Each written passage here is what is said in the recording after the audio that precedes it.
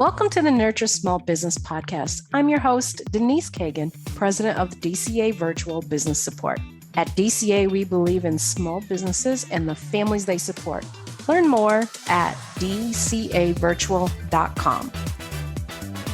If you asked a group of leaders if they and their colleagues were trustworthy, they'll generally answer yes. You might get supplemental responses such as stating that they or their colleagues always keep their word and they do what they say to justify how they responded. I would posit that it takes more than personal integrity to build a trusting and trustworthy organization. Today's guest, Shantara Chapman, will share with us what to do when trust breaks down in your organization. How do you fix it and get the team performing like it used to? Welcome to the show, Shantara. Thank you for having me. I'm excited. I'm excited to have you here. I actually should have said welcome back because if in case our listeners didn't realize it, you are actually a two-time guest. You spoke to us on Women's Equality Day about allyship as well. I did, and that was a great conversation. That was fun. It was, and I'll make sure that it goes in the show notes so anybody listening to this that wants to catch that can catch that as well. So let's first start off with a little bit of background about you. Tell me about your work. I know you're in the DEI space, but tell me a little bit about your work in your company. Yeah, I'm the president of Power Consulting, and I like to say we help our companies build strong cultures through strategic planning and immersive learning and development opportunities. So that means we kind of get you in there and we create these visceral reactions. We try to immerse our clients into situations where they feel something. They feel like they've been a part of an experience, so they can, want to create a change within their organization. And so that's what I do with my clients who call me, whether they have a trust issue like you were just talking about, or it may be a group that's breaking down because of a diversity issue. It just kind of depends. Okay. And I would suggest that probably the diversity issue probably lends to trust issues as well. Or vice versa. Absolutely. So I know I stated that, it takes more than just personal integrity because, and I do think that, if you ask people if they were trustworthy, if you asked me, I would say, yeah, I feel like I'm pretty fair to people, but that integrity doesn't necessarily create trust. No, it doesn't, because sometimes you don't know what you don't know, right? You don't know how you're being perceived. You don't know how people are reacting to what you've said in a meeting. And, going just back to, the diversity thing for a minute, sometimes people don't understand what a microaggression is.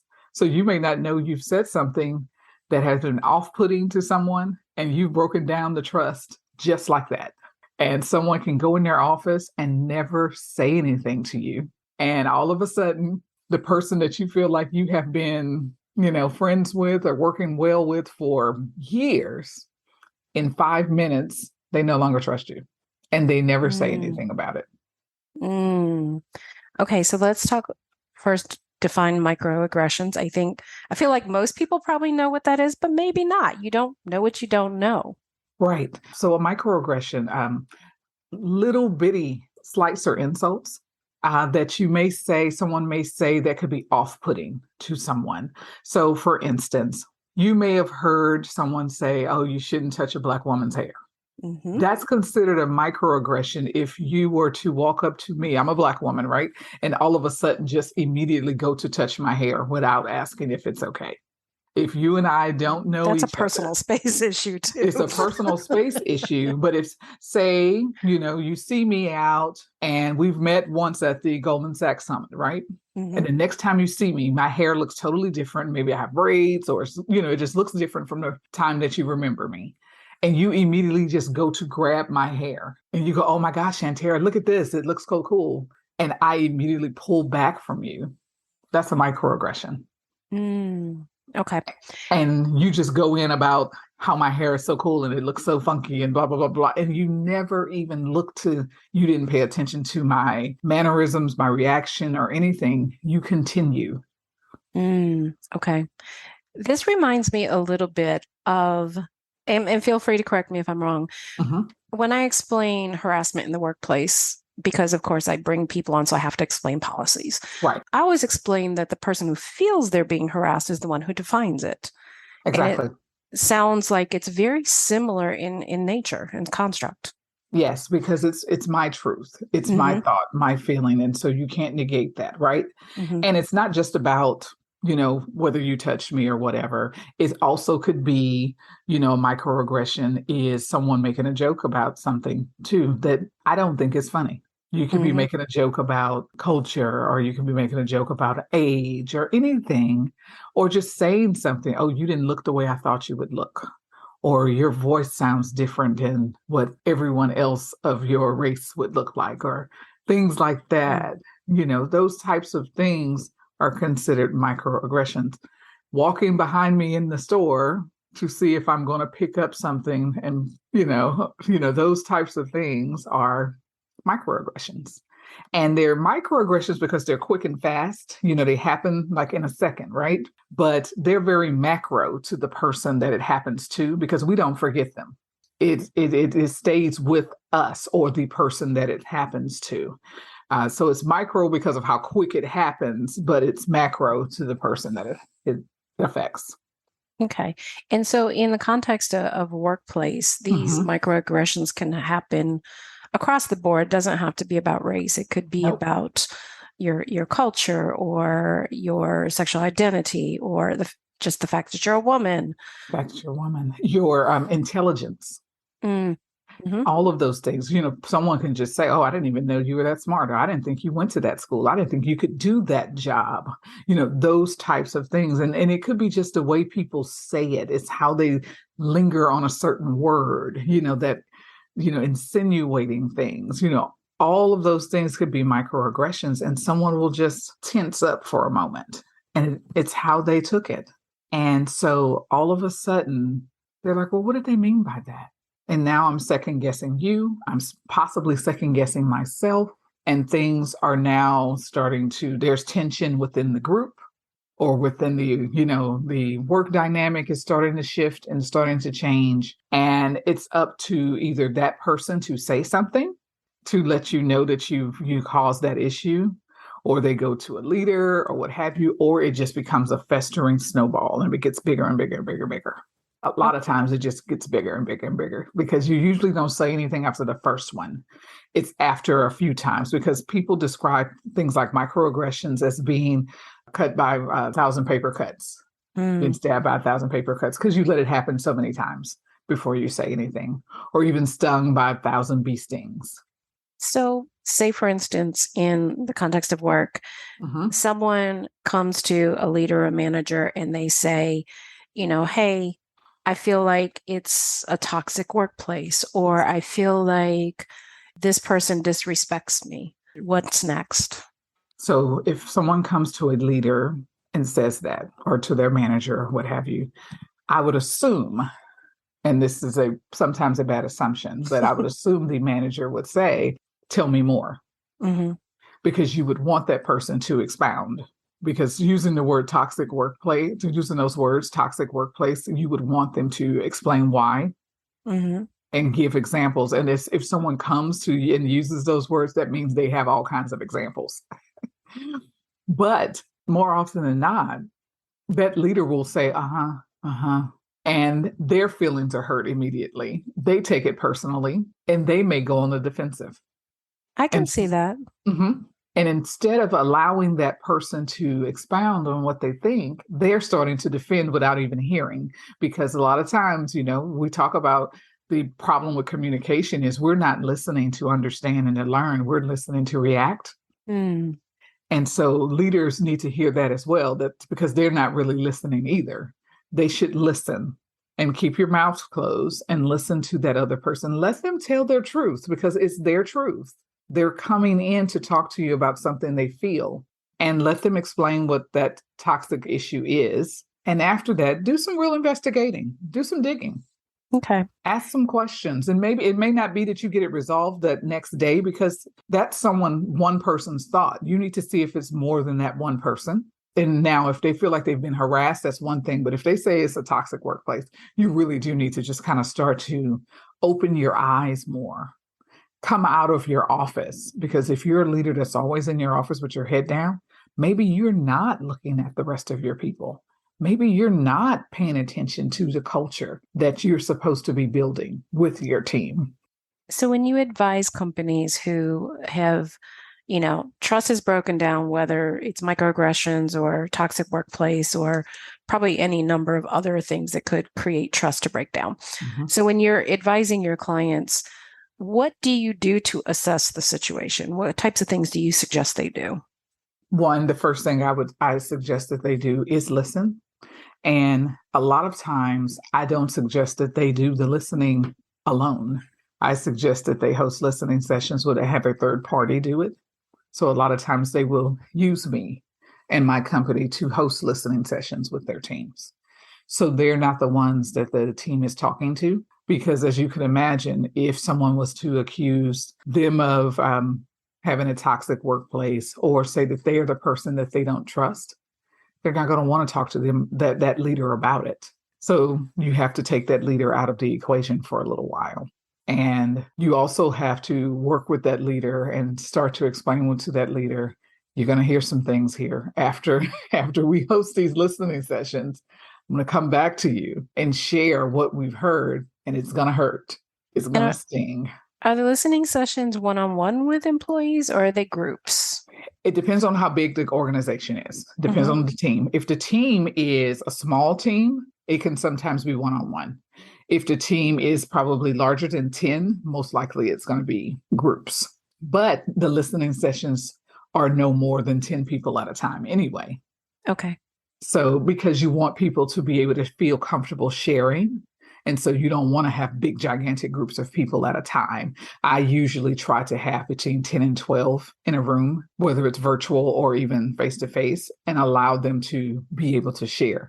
And it's more of a guided conversation where me or someone from my team are asking questions and allowing them to share their thoughts on those questions. And we're not responding to it. We're just giving them the opportunity to share out.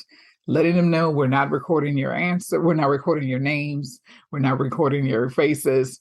We're just getting the themes of the conversation so we can go back and, respond to your leader. And afterwards, we share and we try to figure out what the next steps are. After those listening conversations, we figure out when the right time is to bring the group together and try to say what these next steps would look like. Now, the next steps could be anything from trying to say, okay, that underlying trust was because of maybe there may have been a diversity problem, or maybe we brought someone new into the team and they were not fully brought on properly, or this leader was brand new and the leader wasn't onboarded the way we felt like they should have been. And we don't know this leader. We don't know him or her. And we just need to do some team building. So maybe there's just like a little group retreat that needs to happen, things like that. We just need to figure out based on that listening session, is it truly that we just don't know him or her, or they've said some things that are hurtful? What are these problems? Is it some communication training, some real leadership issues that need to go on where we need to have some leadership coaching? Because sometimes people that are promoted into leadership roles, they may not really be leaders. They may have just been nice technical people that have done well in their technical jobs, and they probably should have stayed technical people. Right. No, I have seen that and experienced that. So leadership development, it sounds like, could be a piece of the equation. And as far as, the level of transparency, when you come back together, do you address the group as a whole or in the same groups where you spoke to them? As a whole. Okay. Once we come back together, we do okay, this is what we've learned, and try to be as transparent as possible. I do a one-on-one with the leader to share everything, give them an opportunity to breathe through, but then we bring everyone together. And I want that leader in that space as well, because I want them to have the opportunity to be vulnerable with the team, because the team needs to see that. Yeah, there has to be a certain level of transparency if you're going to get back to that space of trust, I would think. Exactly. And they need to hear, even if the leader doesn't have an answer for all of whatever issues come out, I want them to hear him or her say, I don't have an answer yet. because there's vulnerability in that. And that goes a long way in building trust. Saying I don't know is truthful. And they're like, at least they're human and they're not trying to be Superman or Superwoman here. We want to hear that you don't know, and maybe you're open to us helping you get there. I like that. I like that. So can you give me an example, obviously without telling me the name of the company, but an example of a process where just kind of high level overview of how you've worked them through this and more Sure. specifics about the problem Specifics about the problem. So without clearly giving away the name.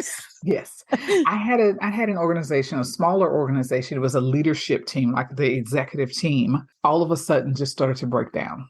Well, they felt like it was all of a sudden. And I had it isn't usually, is it? I'd heard kind of rumblings from the inside from a few people that I knew. They were like, it's getting bad. And then I heard someone say, they're going to call you soon. It's getting really bad. Oh boy. And then I finally got a call and it was like, it's terrible. I don't know what happened all of a sudden. And this was at the beginning of the pandemic. Mm. And I was getting a lot of calls, when people were starting to go virtual. A lot of organizations not really understanding what it was going to be like to go from working face to face to virtual. Culture change, culture shock. But then George Floyd happened. Mm-hmm. So you not only are you going to culture change, culture shock, but then you watch a murder on TV. Mm-hmm. And now you have this disconnect from your organization, and you have your people of color and you have your Caucasians not really knowing how to communicate anymore. And they don't get to see each other either. So there's a huge wall between everyone. And so this executive team all of a sudden went from being, at least from their leader, felt like they went from being very close to not speaking to each other. And when they would get on their Zoom meetings, she felt like there was nothing that she could do to get them to interact at all. And she said, Shantara, I'm at a point where I feel like everything's falling apart. We're emotionally spent, feel it. It's just tension. So I said, okay, what can I do? She says, I know you do this work. You know a lot of the people on this team. Can you come in and help? Well, we started to, kind of start peeling it back, having the sessions, doing the listening, like I mentioned. And I even asked her to step away for one session, and she was good with that. And we talked about trust, and we got to the root of a lot of it. It did not happen just because of virtual things, and it wasn't just because of George Floyd. It was so many things. Mm-hmm. And yes, being virtual and having watched what happened with George Floyd made things worse. Mm-hmm. Those are the triggers. Yes, it became triggers. People just kind of drew into themselves even more. Mm-hmm. So I said, well, okay, well, we're going to have to start from scratch, and it's going to be bad, but we're going to have to start from scratch because people need to get it out. So we did. We allowed, she was okay. And we allowed for an opportunity to let people start to share. And she sat in on it. She was okay with listening and hearing some raw thoughts on where they felt like there was some distrust, not just in the ranks, but with her. And she was able to share what she had been feeling and seeing on her side as well. And we went through 3 months of that back and forth every 2 weeks for 3 months. And finally getting to the other side of it after maybe session 3, around session 4, I could finally start to see that they were starting to turn a corner. And we started to really talk about building the team back up and being allies. We talked a lot about allyship in our other session, and we started to really talk about allyship again and talk about what that looked like for them and putting that back together so they can work together again, because they really were not working well. We rewrote their mission statement. I mean, they literally started over. Wow. And they just built a brand new team. They felt like they needed to start over, and they're doing much better. When you say they built a brand new team, do you mean that some people exited and they brought new people in, or they built from what they had?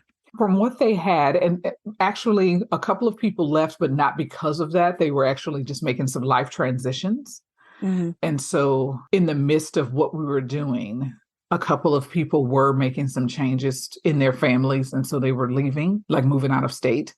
And so as a natural transition, a couple of new people came on. And as we were writing new mission statements and everything, now we have this new face to this team. And everyone is like, we're going to sign up to just be anew. We're going to sign up to change the way we handle business, how we talk to each other, how we interact, how we say that there's an issue when we are overloaded, just the whole nine. Everything changed with how they decided to run their team. And you can see it, you can feel it now when you walk in there.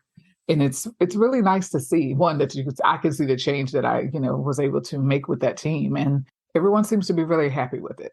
So tell me a little bit, and I know you have answers to this. How does trust impact productivity and bottom line for business owners? Because we're always concerned about that, but sometimes we don't think the soft things matter so much. Oh my goodness, they matter completely, because without trust, you're not going to get anyone to work completely. That 100% that managers think that they're getting from everyone. If they don't trust you, you're not getting that. We hear people talk about this quiet quitting. Mm-hmm. They don't trust you. They're never going to give you 100%. And so that productivity, you're probably always going to be at about 75%. 80% until they trust you. When they trust you and they see that vulnerability I mentioned, where it's nice to have a boss to say, I don't know, or I don't understand, or maybe not yet. I don't know where we're going. And they feel that, and they're going to empathize with you. And if a team trusts you to come along and help them, and you help each other, that means that they're going to be with you, and they're going to give you their 100%. And they are going to talk with the rest of the team, and they're going to be as productive as they possibly can. And when you have a team that's going to be all in and be as productive as they possibly can, that means your bottom line is going to look way better than if you have maybe half of your team giving 70, 80%. Now you have all of your team giving 100%. That means your productivity is going to be as high as it possibly can be. That sounds like a win-win for the business owner, but it also sounds a bit like a painful process. It's definitely not easy.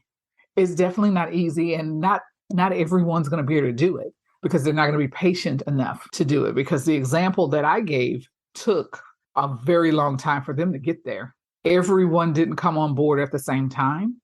Trust isn't built overnight. Everyone is not going to feel the same way altogether. And, one person's going to say, okay, I'm good. I like working with Jane. And two other people are going to be like, well, I'm not. I don't. I'm still on the fence. So it's going to take different times, different levels. Jane's going to have to do different things for each person to build the trust. And it's going to be exhausting. And it's just a matter of who wants it, who feels like they want to do that work and put in that effort. And that leader's got to make that decision. And in the course of your consultation in these exercises, Mm-hmm. do you ever recommend that they restructure in a way that does potentially replace or reduce their team? Yes. There's definitely been times when I've said, are you sure this person belongs on the team? Or, maybe this is not a right fit. Because we have to have those conversations. If we're talking about building trust and there's someone that's just not going to be on board for whatever reason, and it just doesn't look like it's not working out, you do have to have those conversations. I mean, I have conversations all the time about bias in hiring and bias in the recruiting process and all of those things. And if it looks like someone just refuses to come on board and is constantly, using their personal bias when they're hiring someone, the question is, how long are we going to keep this person here? We already know that they're going to rebel against the system. If your goal is to not bring your personal biases into this, and you hired me to try to help you take all of that out, you have one that's already said they're not going to do it. That's saying a lot, actually. Yeah. Yeah. Sometimes people's inaction say way more than their action. Absolutely. So, Shantara, what should I have asked you about building trust that I did not get to? I would say, you've asked a lot of the great questions about trust. The one thing that I get all the time about trust is, how long does it take? Or is there a timeline? I can answer that one. Don't know. No. No. Sorry. No. And you don't know and know,